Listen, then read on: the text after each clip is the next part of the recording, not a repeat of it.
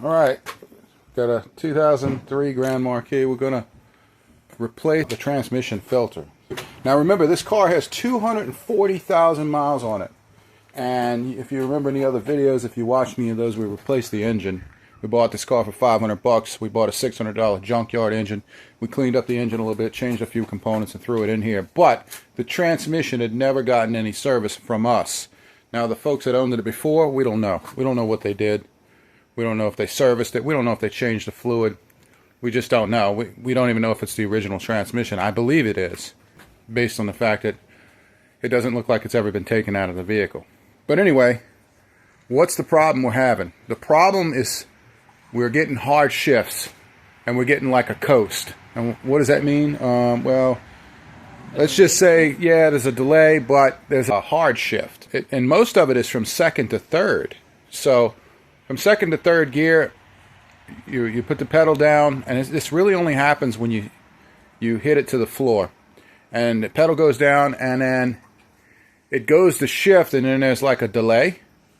And then there's a shift that's real hard, like wham, like makes you feel like, you know, you're going to throw the drive shaft out of it because it hits real hard. And it does that most of the time. In the beginning, it made me think that this thing had a chip in it, or not a chip, but a program in it, where they programmed it for a harder shift and turned the shift pressure all the way up or something, you know, like a Marty tune or something. But I don't think it has that. It acts normal on when you drive it normally until you gas it. And based on that, what we think is happening is we think the fluid is dirty. We think that the filter is clogged, and we think that solenoids and components and stuff inside the transmission are not receiving the proper pressure, and, you know, or dragging or stuck. So somewhere in there we're going to find out. So all we're going to do is we're going to keep this fluid. We're not going to replace it. And there's a reason for that. It's about 50-50 for all the vehicles that I've owned, and not known on high mileage vehicles if anybody's ever replaced the trans fluid. I, in a lifetime, have replaced the fluid 50% of the time. I'm sorry, replaced the fluid and took a chance. 50% of the time I gambled and lost. And what I lost was a transmission. Meaning the transmission started slipping on me because the fluid was too slick, and the old fluid was abrasive, and it hadn't been replaced, meaning all the clutch material was circulating around in the fluid, and that's what was keeping the transmission going. And when I put the new fluid in, it was too slick, and it caused the trans to slip. And that happens when you gamble with replacing. Like I said, 50% of the time when you go to replace old fluid with new fluid. So what we're going to do in this car is we're going to pull this Mercury 5 trans fluid. We're going to drop it into a pan, catch it, screen it with paint sifters, and then we're going to pour it back in a bottle and put it back in the car. And then any missing fluid, shouldn't be more than a quart or two, we'll put back in it new. And that shouldn't be enough to fool with the shift or slippage of the clutches or whatever. And that's what we're going to have to do to not take any chances with this. If we were just going to go for a full rebuild or put a used tranny in here, we wouldn't worry about any of that. We just dump this fluid out and get some new. But I don't know if y'all noticed lately, the price of transmission fluid and motor oil skyrocket. So, you know, it ain't cheap to get, you know, I don't know how many quarts, 13 or more quarts of fluid that it would take to replace this, you know, in this vehicle. $10 a quart. Yeah, that costs some money, you know. So it doesn't hurt my feelings to put the old fluid back in here. At least we'll have a new filter, and it'll be clean, and it won't be clogged, and it'll be somewhat strained. So we'll see. All right, 4 minutes of talking. Let's get to this. All right, we're going to try to get up on some blocks here. All right, so we're under here. We got the car up a little bit.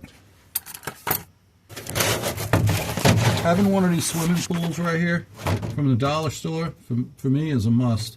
I mean, you might have your own pan version of this, but if you can have a big, cheap pan like this that you can dispose of later, you know, fold it up and throw it away, it's great because you can bend this thing to a funnel and then pour the fluid out and strain it. And you can drop the pan in here even with all the grit and sand on the bottom of the pan.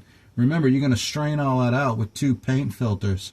So, and it's made to filter out some pretty small, you know, impurities. So anyway, I think we're going to use a nut driver. A driver for this. 10 millimeter is what it is, and we'll leave like 2 or 3 bolts in, and then we'll take them out at the last, you know, at the end. Let's see, probably leave this one in right here. Yeah, we might have to break these by hand with a ratchet. We'll come back after we get this loose. Alright, so if you look here what I did, I'm in the back of the car right now. This is the back of the transmission, the back of the vehicle. I know my cameraman's got the phone all upside down and stuff, but the fact is we took out all the bolts all the way around the pan, and we left the ones in the front. So all the bolts in the front are there, and the pan is sagging down about that far. And so far, no fluid has come out of the pan, which tells me it's just sitting in there waiting to fall out. So that's when you put your thing underneath there, and then you go under this side and start taking those bolts out, and the pan will fall down slowly. We'll demonstrate that in a second. Alright, you can see that. Take that bolt, cameraman. Alright, last 2 bolts. This is where the pan should start tilting down, and the pan is underneath. So you should be able to do this on your own driveway. Oh, there you go. Without a huge problem. And it's on its way down. So we'll probably take this one off by hand, and we'll come back because we're going to put 2 hands on the pan, push it up, and take that one last bolt out. Alright, so we got it. Got the pan down. Fluid's still draining right now. This filter right there.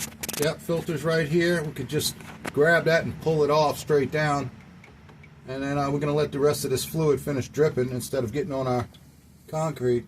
Yeah, we can change actually quite a few components underneath here. Even a valve body. Yeah, if we wanted to replace the valve body, we could. The solenoids, we could do all that right here. You just can't do the clutches, the internals, the bushings, bearings, stuff like that. Races, sleeves. But yeah, it's right there. It's easy. Yep. Okay, so we're going to take that filter out, and we'll come back and see what we got. See what we caught in this bucket. Alright, here we are. Anyway, this is the best use I've ever seen out of these kiddie pools. The small ones. A good disposable, whether you live in a house or an apartment or in a tent at a campground.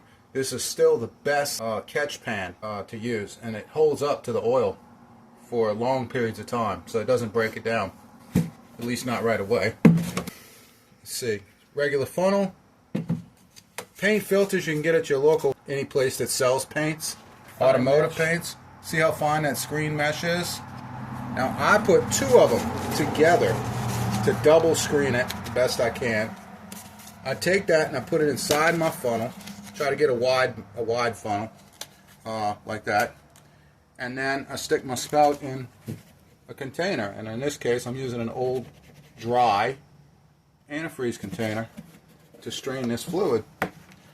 And it doesn't matter if you get contaminants in it, it burns out. It doesn't seem to hurt the transmission. It never did in the past for me, as long as I guess you weren't sticking other oils in here with it, like mixing other oils like motor oils and stuff. But small amounts of contaminants I haven't seen actually hurt this. So we're going to try it again. And I already know it's not going to... Look how dirty that oil is. Filthy. It's brown. And yeah. Look at it as it... Come over here.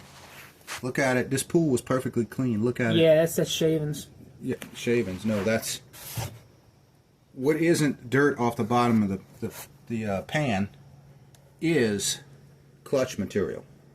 Right? That's clutch fiber from the trans clutches. And if we changed this oil, I guarantee you would have had some slippage. We would have had transmission going out in a month or so. We wouldn't be at the, you know. This tells me that we'll get by another 6 months, a year, maybe longer, like this. But we need to do something about this transmission. We need to rebuild it or get another one. That's what this tells me. So, cameraman, come over here and hold this bottle for me. And you're going to have to hold the funnel too. Right. And then I'm going to have to pick up this pan and we're going to have to pour it. So we'll try to do this off camera.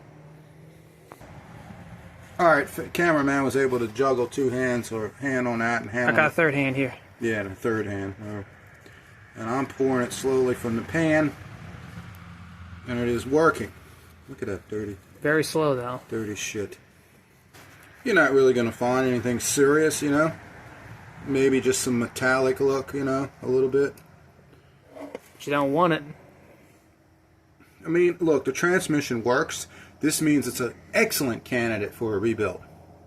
You know? Hey, yeah, that magnet didn't even catch a lot. Look. Yeah, no hard part problems really, just clutch fibers, you know, and seals, and probably some bushings, and that's about it.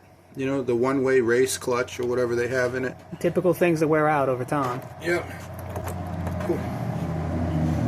I'm guessing that this filter's probably filthy. Right here inside, look. Wonder if it's original. Sure it is. Nobody took this thing apart. Look. Get close. Look at that. Yeah. Yeah. Look. Right? Yeah, that's... Yeah. Yeah. No big deal. We just need the fluid to flow a little bit better. And it needs to get through faster. And this filter's probably, you know, pretty good and clogged up. So Yeah, I think you got some clutch material in there a little bit. Just a tiny bit. yeah, all we're really filtering out is the big debris, that's all. You know, it's not like we're filtering out the small stuff. It should give us a better... What do you think is down there? A quart or so? Yeah, I think less than a quart. Maybe Yeah, 3/4 of a quart, maybe. Maybe. Okay, so that's what we're going to do then. We're gonna let the rest of this go. We're going to clean this pan out. And you know what? Honestly, this pan is really not that dirty. No. Usually the bottom of it's caked. Or the magnet's full of garbage. Yeah, this is not as bad as... I don't know. In one sense, it looks horrible. In another sense, normally you'd have a lot black soot gathered at the bottom of the pan. So maybe this transmission was flushed in the past. Maybe they hooked it up to a machine at one of these, you know, 5-minute oil change places and flushed it. It's where they take the cooler line, trans cooler line, and shove one end, you know. Even though it's a liability nowadays to flush a tranny, they did it a lot, you know, a couple of years back. So, you know, that's probably what they did. They never took the pan off. So would you adding like a quart of Merc 5 to this old stuff be bad, or would it just condition the fluid a little it'll bit? be okay. It'll just kind of give it a little bit of a condition, you know. It'd be interesting to see if this thing still has a brick hard shift, you know, at a high RPM. I'm going to take this thing actually and go clean it. I'm going to clean the shit out of this real quick. Yeah. I'm going to take it, put some power clean in it, purple power, and a brush. And if you had to do it, I'd say do that, or go get some Easy Off oven cleaner and spray this thing down and clean it. Yeah, I don't have it right here, but another good thing to have when you're doing this is a roll of shop towels. You know, but I got some old t-shirts that I recycled for rags, so that works. I decided not to power clean it, power wash it, or wash it in any way, because I'm going to save that for the time that I rebuild this transmission ourselves on this video. I don't mean to make a video on this channel. We're going to do it ourselves. It won't be our first rodeo with a Ford transmission. We already did a 4R100 and a 75E. Yeah, this is a 70, so... 70, yeah. So this ain't nothing but a Mustang transmission. And it should be easy. Look at that shit. Yeah, it's the magnet. Yep. See, this is where shop towels come in handy, because you can get the crap and then dispose of it so you don't re-wipe it on everything like that. But anyway, I'm going to clean this up, and we're going to put this thing back together with a new filter, and when I come back we'll show you what kind of filter we got from AutoZone. Alright, we got a reusable gasket on our pan cleaned up. Looks like we can probably get this thing back together within 20 minutes, 30 minutes, as long as it took to make this video. Must have given you a new gasket. Yeah, they gave me another gasket. I don't know if I like it any better than this one. The other one didn't leak. I might as well keep it. Now Yeah. It says it's a reusable gasket from Ford, so, you know. Just to Duralast. Here's the part number. Now again, this is for the 03 Grand Marquis. Nothing special about it. No special features. Just, you know, the 4R70. transmission. This is not a drive-by-wire, if that matters to you. I don't know. I don't think so. I think they use the 70. I think it says E on the end of the transmission. 75E. Yeah, I don't think they put 75s in these cars. I think they stay with the 70. And so, yeah, I don't think E versus W matters when it comes to a filter. So I think they all kind of basically use this filter, right? Even the Mustang. All right, so we're going to put the new filter on. We did check the numbers. They're the same numbers as this filter. That could be a generic filter number for any model filter. I don't know. So remember the orange little rubber gasket dealy. Get a little lube on, a little trans fluid on it, and push it up in there. Hold on. What? So let me look at something with the old filter real quick. What? Alright, looks like my cameraman pointed out that there's already a ring stuck in here. It could be from the old filter. It probably is. And if that's the case, I think you want to remove it.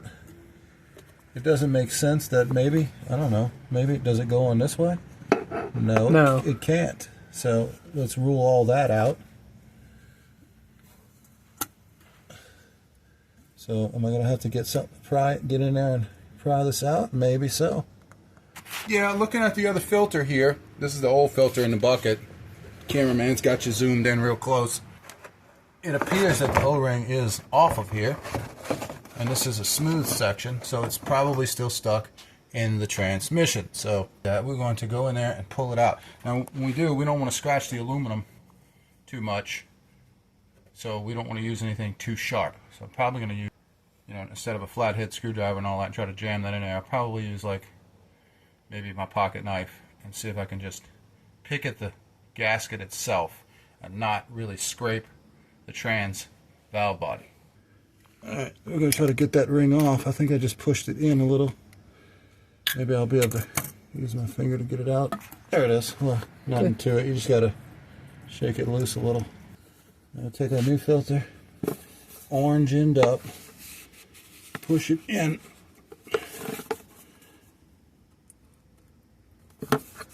Yeah, I had to wiggle it to take it out. Yeah, I bet.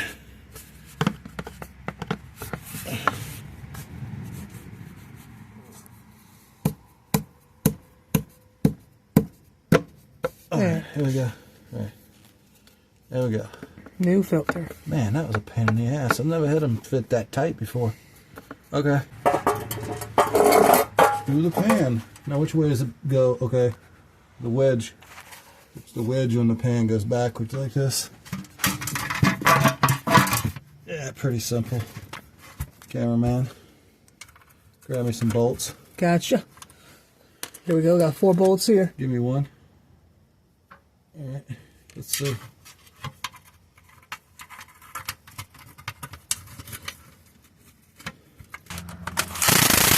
All right, we're just going down a line. No particular torque. Just what we think is necessary. This is not an old-fashioned cork gasket, so it is rubber, which means it's not really that torque sensitive. You just don't want to over tighten it and strip out the aluminum threads in the transmission housing. We got one bolt over here. We got the hardest bolts actually to get to is the ones covered by the cross member, which is right here in the back. And we got this one here that doesn't want to start correctly, so we got to be careful not to cross thread it. And that's about it. And we'll come back. All right, I think it's in park right now. I hope it is. Let me go. Yeah. Sorry, double check. Yeah, it's in park. It's got no backward gears. It's got no forward gears. It's got no pressure because it's got not enough fluid in it. So we're going to put our old fluid back in. I guess this is about 3 quarts. It's only about 3 quarts. Alright, so we're going to put some Merc 5, new Merc 5. Remember we said we were about 1 quart low before?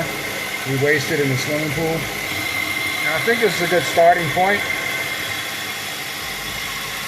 Now I think what we'll do is we'll let it warm up a bit, and then we'll start checking it on the dipstick while it's idling.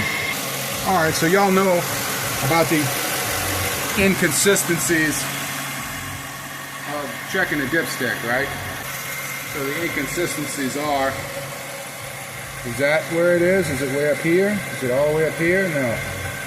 Turn it around until you find the thickest line. You'll see a distinct line if you check it fast enough before the fluid spreads out. That is your accurate check. That is where your accurate line is, or what you're looking for to see how much fluid you really have. So there's a lot of inconsistencies with this, and then there's the whole matter of checking it while it's hot. You know, this transmission hasn't warmed up yet. The car was just up, the valve, you know, the transmission pan was off and the fluid was out, so it's all cold still. So it's gonna change a little bit as it heats up. It's gonna get a little higher as it gets hotter.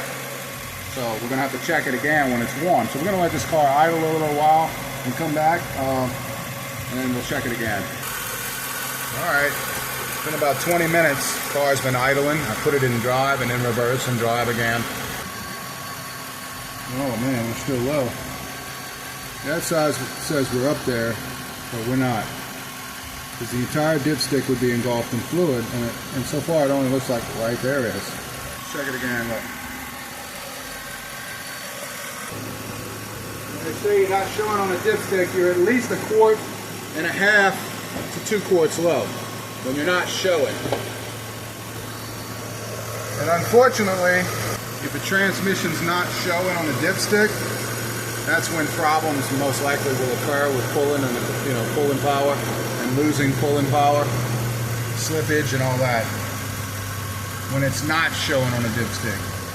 Most of the time, even if it's at the lowest point, when transmission fluid is showing on the dipstick, it's fine. It should still keep pulling. You shouldn't have, that problem. So there's been many a times where I've gotten my hopes up thinking that because it was showing low on the dipstick, that was the source of my transmission problems, and it wasn't. And I wanted it to be, but nope. I had to pay $3-4 grand before I learned how to do this myself. So that's another reason why we promote 100% independence on this channel. All right, now. I'm sure y'all want to watch all this, but that's better. Kind of need to know where we are. Yeah, it's showing all over the dipstick. I need to let it settle and check it again. Alright, it's starting to level out, and we're going to stop checking it right about here. That's where we're going to leave it, right there. We're going to test drive it and see what happens. Alright, we'll try it now.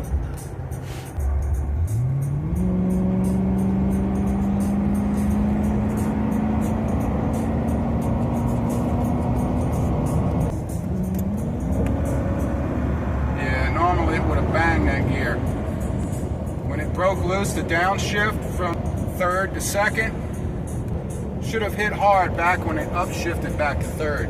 It should have clunked really hard, and it's not doing that anymore. So what can I take from this? It solved the problem. I need to drive it a little bit more to find out.